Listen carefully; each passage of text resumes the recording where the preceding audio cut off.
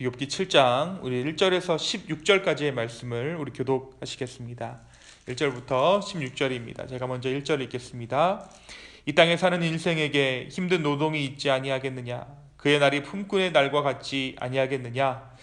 종은 저녁을 몹시 바라고 품꾼은 그의 삭슬 기다리다니 이와 같이 내가 여러 달째 고통을 받으니 고날픈 밤이 내게 작정되었구나. 내가 누울 때면 말하기를 언제 일어날까 언제 밤이 갈까 하며 새벽까지 이리 뒤척 저리 뒤척 하는구나. 내 살에는 구더기와 흙덩이가 의복처럼 입혀졌고 내 피부는 굳어졌다가 터지는구나. 나의 날은 배틀의 북보다 빠르니 희망 없이 보내는구나. 내 생명이 한낮 바람 같음을 생각하옵소서. 나의 눈이 다시는 행복을 보지 못하리이다. 나를 본 자의 눈이 다시는 나를 보지 못할 것이고 주의 눈이 나를 향하실지라도 내가 있지 아니하리이다. 구름이 사라져 없어짐같이 수월로 내려가는 자는 다시 올라오지 못할 것이오니 그는 다시 자기 집으로 돌아가지 못하겠고 자기 처소도 다시 그를 알지 못하리이다. 그런즉 내가 내 입을 금하지 아니하고 내 영혼의 아픔 때문에 말하며 내 마음의 괴로움 때문에 불평하리이다. 내가 바다니이까 바다 괴물이니까 주께서 어찌하여 나를 지키시나이까. 혹시 내가 말하기를 내 잠자리가 나를 위로하고 내 침상이 내 수심을 풀리라 할 때에 주께서 꿈으로 나를 놀라게 하시고 환상으로 나를 두렵게 하시나이다. 이러므로 내 마음이 뼈를 깎는 고통을 겪느니 차라리 숨이 막히는 것과 죽는 것을 택하리이다. 내가 생명을 싫어하고 영원히 살기를 원하지 아니하노니 나를 놓으소서. 내 날은 헛것이니이다. 아멘. 네, 어제 말씀 우리가 욥기 6장의 말씀에서 욥이 드디어 자신의 한탄을 시작하는 것을 우리가 함께 나누었습니다. 이유 없는 고난은 없다느니 하나님 앞에 말이 지나치다느니 하는 이 엘리바스에게 지금 나의 심정은 그저 죽고 싶을 뿐이라고 하소연했던 것이죠. 욥은 자신의 친구들이 자기에게 고난이 옮겨오기를 겁내고 있음을 알아챕니다. 그리고 그들의 우정이 마치 말라버리는 개울과도 같다. 정작 필요할 때는 도움이 되지 않는 그런 겨울철 개울과도 같다라고 하면서 자신의 섭섭한 마음을 내비칩니다. 오늘 본문인 이 7장은 4, 5장에 있었던 엘리바스가 욥에게 퍼부은 정죄에 대한 욥의 반론과 하소연의 뒷부분입니다. 오늘 본문 1절은 이 땅에 사는 인생에게는 힘든 노동이 있기 마련이다 라는 말씀으로 시작하고 있어요. 그런데 이 개역 개정이 아니라 개역 한글은 이 땅에 사는 인생에게 힘든 전쟁이 있다라고 번역하고 있습니다. 사실 원문적인 의미는 이 땅에 사는 인생에게는 힘든 전쟁이 있다라고 번역되는 게 더욱 적절한 번역입니다. 전쟁에 나간 병사가 힘들거나 적성에 맞지 않는다고 자기 임무대로 군인 신분을 버릴 수 없죠. 더욱이 전쟁 상황이라면 더욱 그럴 것이에요. 그만큼 욥은 자신의 상황이 힘들고 절박하다는 것입니다. 전쟁만 아니면 내가 이 모든 것들을 뿌리치고 벗어버리고 그냥 이 세상을 하직했으면 좋겠는데 내가 지금 살아있기에 이 전쟁을, 이 임무를 완수해야 한다라고 이야기하는 것이죠. 무슨 일이든 그 끝이 보이면 그나마 견딜 수 있는 그런 부분이 있습니다. 끝이 보이면 견딜 수 있는 거죠. 그런데 욥에게 이 고난은 끝이 보이지 않는 고난이에요. 기한이 없습니다. 정해져 있는 마지막이 없어요. 당시의 노동시간은 해 뜰 때부터 해 질 때까지였습니다. 시간을 정해진 것이 아니라 해가 뜰 때부터 해 질 때까지가 당시의 노동시간이었어요. 그래서 종이나 품꾼은 매일매일 해가 지는 시간만을 기다렸습니다. 해가 져야 종은 일을 그치고 비로소 쉴 수가 있고 품꾼은 임금을 받아서 먹을 것을 살 수 있었기 때문이었습니다. 종과 품꾼이 해 지는 시간을 기다렸다면 욥은 해가 뜨는 시간을 학수고대에 있습니다. 자신에게 임한 고통으로 인해 잠을 이룰 수 없었기 때문입니다. 4절에 보니까 내가 누울 때면 말하기를 언제나 일어날까 언제나 밤이 갈까 하여 새벽까지 이리 뒤척 저리 뒤척 하는구나. 5절에 보니까 내 살에는 구더기와 흙덩이가 의복처럼 입혀져 있고 내 피부는 굳어졌다가 터지는구나. 그러니까 온 몸에 지금 피부병이 발현해서 자신의 몸에 지금 말할 수 없는 고통이 가득하다라는 것이죠. 잠을 잘 수 없을 정도의 고통이 그의 삶 가운데 있었다라는 것입니다. 수개월 동안 고통 가운데서 잠자리에 들 때마다 빨리 아침이 왔으면 좋겠다라고 생각했던 것이죠. 그런데 아침이 온다 한들 고난이 끝나는 것은 아닙니다.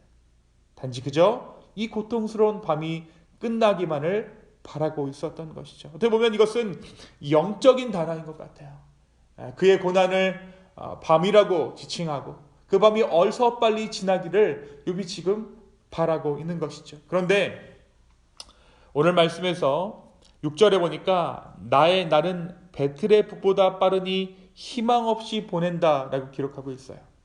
바로 이전에 뭐라고 이야기했습니까? 언제 밤이 다 지나갈까 하며 새벽까지 이리리 척 저리리 척 한다고 했습니다.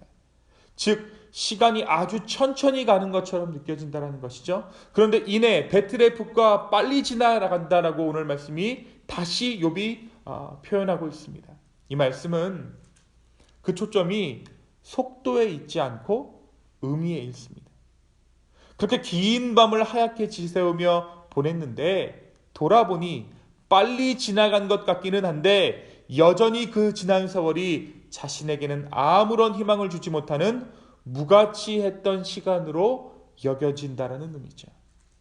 새로운 희망이 보이지 않는다면 시간이 가는 것 자체는 아무런 의미가 없다라는 것입니다. 마치 기약 없는 시간만 보내는 것 같은 자신의 상황을 욥은 배틀의 북과 같이 빨리 간다라고 표현했던 것입니다.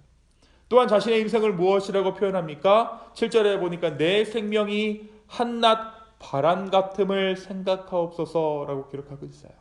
내 인생이 바람과 같다. 들판에 서 있으면 이쪽에서 저쪽으로 바람이 훅 불고 지나갑니다.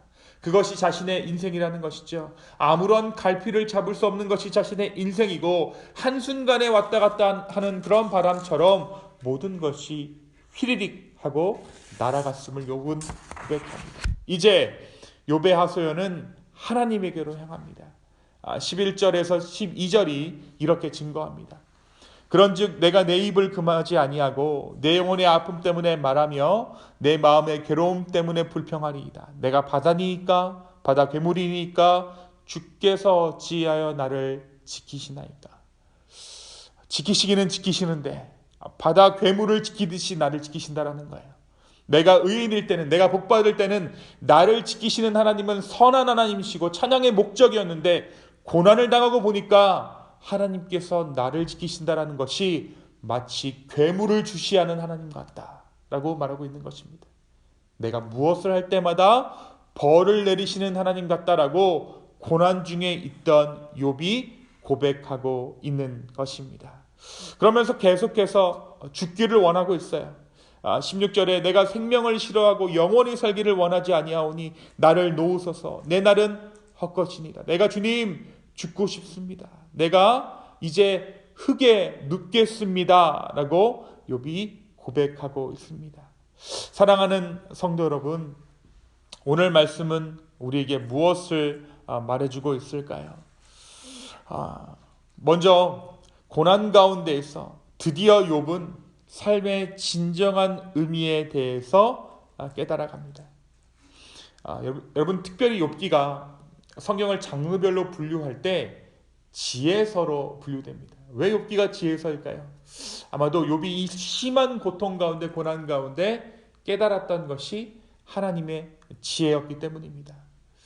오늘 욥은 말씀에서 좀처럼 지나가지 않는 자신의 고통을 두고 지난한 밤을 지새우는 것 같다라고 이야기하면서도 배틀의 북처럼 속히 지나간다라고 말하고 있어요. 고난에 대한 무게를 한껏 느끼면서도 자신의 존재의 가벼움을 고백하고 있는 것이죠. 또한 자신의 삶을 한순간에 바람에 비유하기도 합니다. 어디서부터 왔다가 어디로 가는지 모르는 인생의 무상과 하나님의 숨결 한 번이면 어디로 날아갈지 모른다는 욥의 고백이 동시에 담겨져 있는 깨달음입니다. 삶이 숨과 같다. 하나님의 숨결과도 같다라는 욥의 고백인 것이죠. 이처럼 고난은 우리의 삶의 의미를 깨닫게 합니다. 특별히 내가 이길 수 없는 고난, 나의 한계치를 넘어선 고난이야말로 나의 삶의 의미를 깨닫게 한다는 것이죠. 여러분, 우리가 야베스의 기도 이런 것들을 통해서 삶의 지경이 넓어지기를 기도하지 않습니까? 내가 지금 있는 이 상황보다 훨씬 더 나은 지경 가운데 우리가 있기를 바라지 않습니까? 그런데 하나님께서 우리의 지경을 넓히시는 방법은 우리의 한계를 넘어서는 고난이에요. 고난을 통해 우리의 지경을 넓히십니다. 그것을 넘어서고 그것을 이겨놨을 때 고난 이전과는 전혀 다른 사람이 되어 있는 것이죠. 차원이 다른 사람이 되어져 가는 것입니다. 그처럼 고난은 우리의 삶의 의미를 깨닫게 합니다. 고난은 우리의 삶의 지경을 넓힙니다. 그리고 그 고난의 끝은 믿음의 장성한 분량, 그러니까 예수 그리스도와 같이 되어가는 것입니다. 오늘 나의 삶이 품고 있는 고난을 묵상할 수 있는 저와 여러분 되었으면 좋겠습니다. 그러면서 지나온 나의 묵상이 나의 삶을 어떻게 가꾸었는지, 지나온 나의 고난들이 어떻게 나를 성장시켰는지 묵상할 수 있었으면 좋겠어요. 그리고 지금 나의 삶의 고난이 품고 있는 은혜를 발견할 수 있는 저와 여러분 되기를 예수님의 이름으로 축원합니다. 두 번째, 오늘 말씀에서 욥은 별것 아닌 자신을 하나님께서 왜 이렇게 혹독히 대하시는지 이해할 수 없었습니다. 그래서 하나님에게 내가 그리 대단한 존재이기에 한순간을 버려두시지 아니하시고 순간마다 단련하시니까 라고 기록하고 있죠. 17절에 보니까 사람이 무엇이기에 주께서 그를 크게 만드사 그에게 마음을 두시고 아침마다 건징하시며 순간마다 단련하시니까. 원래는 이 고백이 어떠한 고백입니까? 시편 8편의 다윗의 고백입니다. 사랑과 은혜에 대한 고백이죠. 그런데 앞은 같습니다. 그런데 뒤가 달라요. 하나님, 왜 인간을 이렇게 크게 만드셔서 나를 이토록 계속해서 단련시키시고 나를 이토록 징계하십니까? 라는 욥의 고백이죠. 하지만 욥의 생각과는 달리 하나님은 사람을 위대하고 고귀한 존재로 여기십니다. 우리가 하나님과 함께 세상을 다스리며 하나님의 성품에 참여하기를 원하십니다. 그래서 우리를 부르셨어요. 그래서 하나님은 우리에게 마음을 두시고 순간마다 단련하십니다. 사랑하는 성도 여러분, 하나님께서 나를 바라보시는 이유는, 나를 주시하시는 이유는 나를 벌하시기 위해서가 아니라 나를 보호하시기 위해서입니다. 그런데 여러분, 주님의 시선이 이렇게 바뀐 이유는, 나를 바라보시는 목적이 바뀌게 된 이유는 다름 아닌 예수 그리스도의 십자가 때문이에요. 그리스도의 십자가로 인해 주님의 시선은 은혜의 시선으로 바뀌었고 고난의 목적은 파멸이 아닌 하나님의 성품에 참여하는 것이 되었습니다. 오늘 이 아침 다시 한번 우리 주 예수 그리스도의 은혜에 감사하는 아침 되기를 소망합니다. 내 삶이 가치 있는 이유는, 내 삶이 뒤로 물러서는 삶이 아니라 앞으로 나아가는 삶이란 이유는 다름 아닌 우리 주 예수님의 은혜 때문입니다. 이 주님의 은혜에, 예수님의 은혜에 감사할 수 있는 저와 여러분의 이 하루 되기를 예수님의 이름으로 축원합니다. 이 시간 함께 기도하시겠습니다. 주님, 지나온 나의 삶 돌아보았을 때 고난이 있었고 고통이 있었고, 그런데 주님, 그때마다 나의 삶에 지경이 넓혀지는 것을 우리가 보았고 경험하였습니다. 그래서 지금 내 삶에 있는 이 고난이 하나님 더욱더 주님을 닮게 하고 더욱더 많은 사람들을 품게 하는 고난인 줄로 믿습니다. 주님, 나를 단련시켜 주십시오. 그리고 주님께서 내 삶을 끝까지 인도하시며 끝까지 책임져 주시옵소서. 다만 우리의 삶이 주와 동행하는 삶 되기를 원합니다. 주여, 내 삶을 인도하여 주시옵소서. 감사합니다. 예수님의 이름으로 기도하였습니다. 아멘.